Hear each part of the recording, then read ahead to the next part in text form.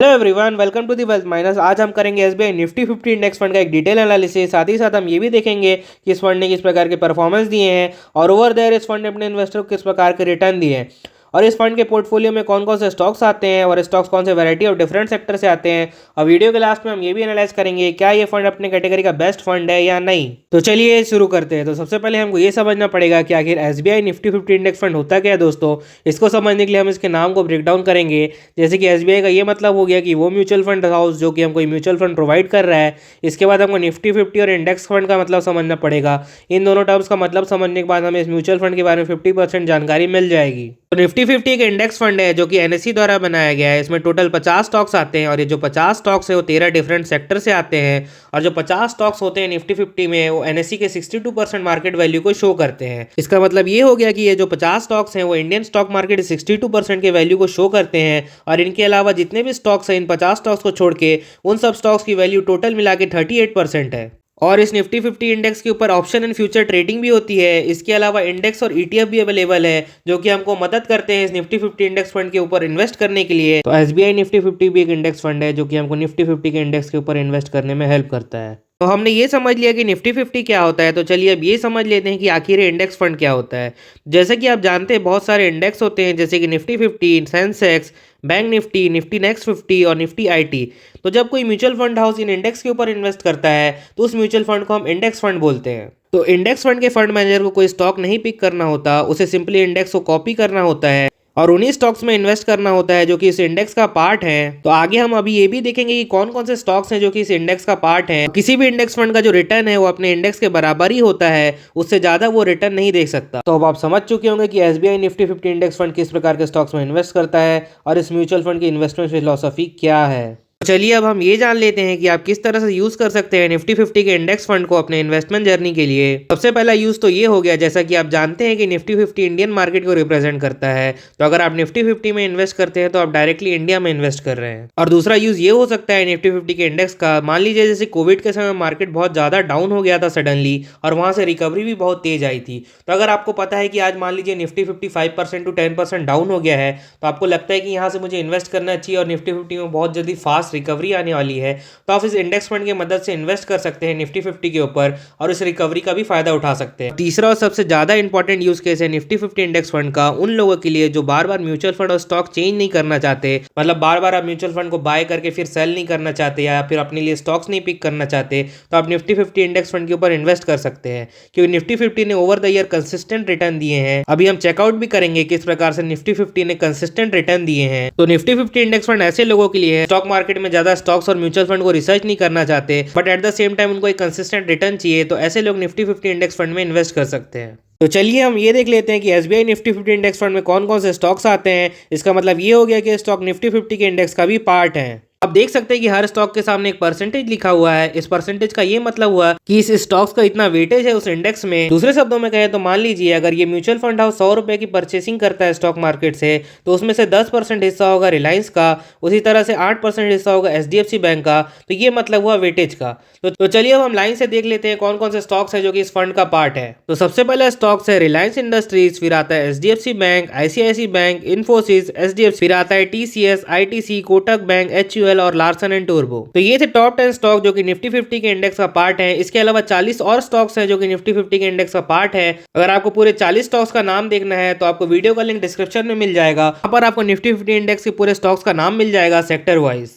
तो आपको मैं अब ये बता देता हूं कि मैंने आपको ये टॉप 10 कंपनीज के नाम ही क्यों बताए। जो निफ्टी 50 में जो टॉप 10 स्टॉक्स है उनका वेटेज ही 60% होता है और बाकी के जो 40 स्टॉक्स है उनका सबको मिलाने के बाद ही 45% का वेटेज होता है। इसका मतलब ये हुआ कि जो बाकी के 40 स्टॉक्स है उनका ज़्यादा से ज़्यादा 1 to 1.5% का वेटेज होगा और जो टॉप 10 स्टॉक्स है उनका 50 to 56% का वेटेज है। तो जो भी निफ्टी 50 का मूवमेंट होता है अप या डाउन उसमें ज़्यादातर ये टॉप 10 स्टॉक ही रिस्पॉन्सिबल होते हैं। तो हमने यहाँ पे स्टॉक्स के नाम देख लिए, तो चलिए अब हम ये देख लेते हैं जो स्टॉक्स है कौन कौन से सेक्टर से आते हैं। तो यहाँ पे मैंने टॉप 5 सेक्टर लिख लिए हैं जिससे कि निफ्टी 50 में स्टॉक्स आते हैं। तो पहला सेक्टर है फाइनेंशियल जिससे कि 11 कंपनीज आती है, ऑटोमोबाइल से 6 कंपनी आती है, इंफॉर्मेशन टेक्नोलॉजी से 5 कंपनीज आती है, हेल्थ केयर सेक्टर से 5 कंपनी आती है और एफएमसीजी सेक्टर से 5 कंपनी आती है।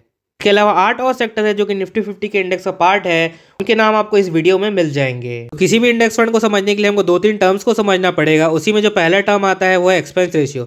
एक्सपेंस रेशियो का ये मतलब हो गया कि वो पर्टिकुलर म्यूचुअल फंड हाउस हमसे कितने पैसे लेगा इस म्यूचुअल फंड को मैनेज करने के लिए। तो हमें ऐसा इंडेक्स फंड देखना चाहिए जिसका एक्सपेंस रेशियो कम से कम हो।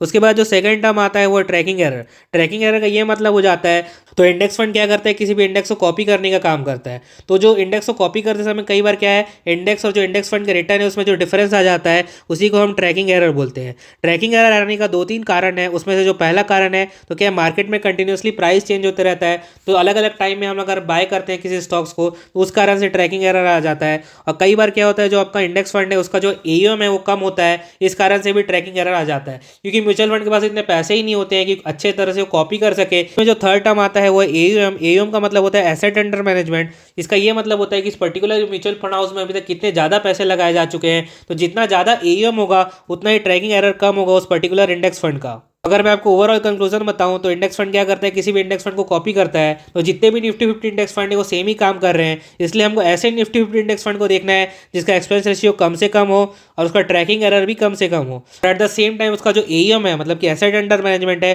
वो ज़्यादा से ज़्यादा हो। आप इन तीनों फैक्टर को कंपेयर कर लेते हैं तो आप किसी भी प्रकार के इंडेक्स फंड को यहाँ पे कंपेयर कर सकते हैं, चाहे वो निफ्टी नेक्स्ट 50 हो, निफ्टी 100 हो, निफ्टी आईटी हो या निफ्टी बैंक हो। ये तीनों टर्म से ही हम डिफाइन कर सकते हैं कि पर्टिकुलर इंडेक्स फंड का भी परफॉर्मेंस कैसा है, क्योंकि जो इंडेक्स फंड के मैनेजर होते हैं एक्टिवली स्टॉक नहीं पिक करते, उनको सिंपली कॉपी करना होता है। इसलिए हम अपना खर्चा ज्यादा क्यों करें, इसलिए हम बेटर से बेटर सेलेक्ट करते हैं और हम यहाँ पे देखते हैं कि एक्सपेंस रेशियो और ट्रैकिंग एरर कम से कम हो और एयूएम ज्यादा से ज्यादा हो।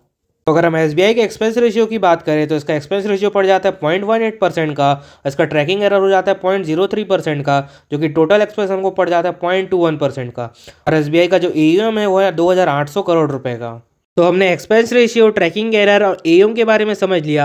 अब इन तीनों की मदद से हम अपने लिए best Nifty 50 index fund select करेंगे। तो एज ऑफ नाउ मार्केट में टोटल 18 म्यूचुअल फंड अवेलेबल है जो कि निफ्टी 50 के ऊपर इंडेक्स फंड प्रोवाइड करते हैं। पर ये सब म्यूचुअल फंड का काम क्या है, सेम है, जो कि निफ्टी के इंडेक्स को कॉपी करना है। तो हमको ऐसे म्यूचुअल फंड को सेलेक्ट करना होगा जिसका एक्सपेंस रेशियो कम से कम हो और उसका ट्रैकिंग एरर भी कम से कम हो और साथ ही साथ उसका एयूएम ज़्यादा हो, ताकि हमको लिक्विडिटी मिल सके जब हम अपने म्यूचुअल फंड को बेचना चाहें। तो यहाँ पे मैं एक बार और रिपीट कर देता हूँ कि हमको किस तरह से इंडेक्स फंड को सेलेक्ट करना है। एक्सपेंस रेशियो हमको कम से कम देखना है, ट्रैकिंग एरर भी हमको कम से कम देखना है और जो एयूएम है वो सबसे ज़्यादा होना चाहिए। तो यहाँ पे आप देख सकते हैं कि यहाँ पे मैंने टोटल लिख लिया है एक्सपेंस रेशियो ट्रैकिंग एरर का, क्योंकि यही बताता है कि पर्टिकुलर म्यूचुअल फंड हाउस में हमको कितना खर्चा आएगा। तो आप यहाँ पे देख सकते हैं कि ओवरऑल जो हमको सबसे सस्ता इंडेक्स फंड पड़ेगा वो है मोतीलाल ओसवाल का निफ्टी 50 इंडेक्स फंड, जिसका कि टोटल एक्सपेंस पड़ता है 0.16%। बट इसका फंड साइज अभी छोटा है तो हम इसको रिजेक्ट करते हैं। इसके बाद हम ये देख लेते हैं कि इस इंडेक्स फंड का एक्सपेंस रेशियो सबसे कम है। तो एक्सपेंस रेशियो सबसे ज़्यादा कम है नावी निफ्टी 50 इंडेक्स फंड का, जो कि 0.06% है। और ट्रैकिंग एरर के मामले में एसबीआई और यूटीआई का जो इंडेक्स फंड है दोनों का जो ट्रैकिंग एरर है वो 0.03 और 0.03% है। तो ट्रैकिंग एरर के मामले में ये दोनों म्यूचुअल फंड अच्छे हैं। वहीं पे अगर एयूएम देखें तो सबसे ज्यादा यूटीआई का है, उसके बाद एसबीआई का, फिर आता है नावी निफ्टी 50 इंडेक्स फंड। तो हमको ये सेलेक्ट करना है इनमें से जो हमारे लिए बेस्ट म्यूचुअल फंड कौन सा रहेगा। मैं आपको ये सजेस्ट करूंगा कि आपको ऐसे म्यूचुअल फंड हाउस को सेलेक्ट करना चाहिए जिसका फंड साइज बहुत ज्यादा हो और साथ ही साथ उसका एक्सपेंस रेशियो, ट्रैकिंग एरर भी कम हो। मैं आपको लाइन से बता देता हूँ, अगर मुझे पिक करना हो कि कौन सा बेस्ट इंडेक्स फंड है निफ्टी 50 के लिए तो मैं क्या पिक करूंगा। तो मैं सबसे पहले एसबीआई और यूटीआई में से कुछ भी सेलेक्ट कर लूंगा। बट यहाँ पे हमको एसबीआई में जो ओवरऑल एक्सपेंस कम लग रहा है 0.02% का, तो इसलिए मैं पहले प्रेफरेंस में एसबीआई को रख लेता हूँ और दूसरे प्रेफरेंस में यूटीआई को रख लेता हूँ। और जो आपका जो तीसरा प्रेफरेंस होगा नावी निफ्टी 50 इंडेक्स फंड। दोस्तों अगर फ्यूचर में ऐसा होता है कि नावी निफ्टी 50 इंडेक्स फंड का एक्सपेंस रेशियो सेम रहता है और इसका ट्रैकिंग एरर घट जाता है, तो होगा क्या कि जो इसका टोटल एक्सपेंस है वो कम हो जाएगा। उस पर्टिकुलर टाइम में हमारे लिए नावी निफ्टी 50 इंडेक्स फंड सबसे अच्छा रहेगा। बट अगर हम अभी की बात करें तो आप यूटीआई या एसबीआई किसी के साथ भी जा सकते हैं। हमने एसबीआई निफ्टी 50 इंडेक्स फंड के बारे में पूरी जानकारी ले ली और हमने ये भी देख लिया कौन सा बेस्ट निफ्टी 50 इंडेक्स फंड रहेगा हमारे लिए। तो अब हम ये देख लेते हैं निफ्टी 50 इंडेक्स ने ओवर द ईयर किस प्रकार के रिटर्न दिए हैं। तो एक साल में निफ्टी 50 इंडेक्स ने 20% के रिटर्न दिए हैं, 3 साल में 15% के रिटर्न दिए हैं, 5 साल में 14% के रिटर्न दिए हैं, 10 साल में 13% के रिटर्न दिए हैं और 15 सालों में 14% के रिटर्न दिए हैं। दोस्तों जो यहाँ पे रिटर्न लिखे हैं ये CAGR टर्म है। इसका मतलब ये हुआ कि अगर निफ्टी 50 इंडेक्स ने 5 साल में 14% का रिटर्न दिया है, आप 14% के रिटर्न को आप ऐसे समझ सकते हैं कि अगर आपको 5 साल तक 14% का रिटर्न मिलेगा तो आपके पैसे ऑलमोस्ट डबल हो जाएंगे। निफ्टी 50 के हिस्टोरिकल रिटर्न को देख के हमको ये पता चलता है कि निफ्टी 50 ने रेगुलर रूप से 14% का रिटर्न दिया है। इसका मतलब ये हुआ कि निफ्टी 50 ने हर 5 सालों में आपका पैसा डबल किया है। वीडियो के एंड में चलिए हम निफ्टी 50 के इंडेक्स के चार्ट को भी देख लेते हैं। मैं आपको 2-3 जगह पॉइंट आउट करके बताऊंगा जहां पे निफ्टी ने अपना बहुत ज्यादा लो देखा था, पर फिर भी वहां से उसने सिर्फ बाउंस बैक ही किया। यहाँ पे आप देख सकते हैं 2008 में निफ्टी यहाँ पे बहुत अच्छी तरह से गिरा हुआ था। यहाँ पे आप देख सकते हैं यहाँ पे फॉल आया था। उसके बाद 2013 या 14 के आसपास भी यहाँ पे थोड़ा फॉल आया था, और कोविड में आप जैसे कि जानते हैं 2020 के समय यहाँ पे फॉल आया था।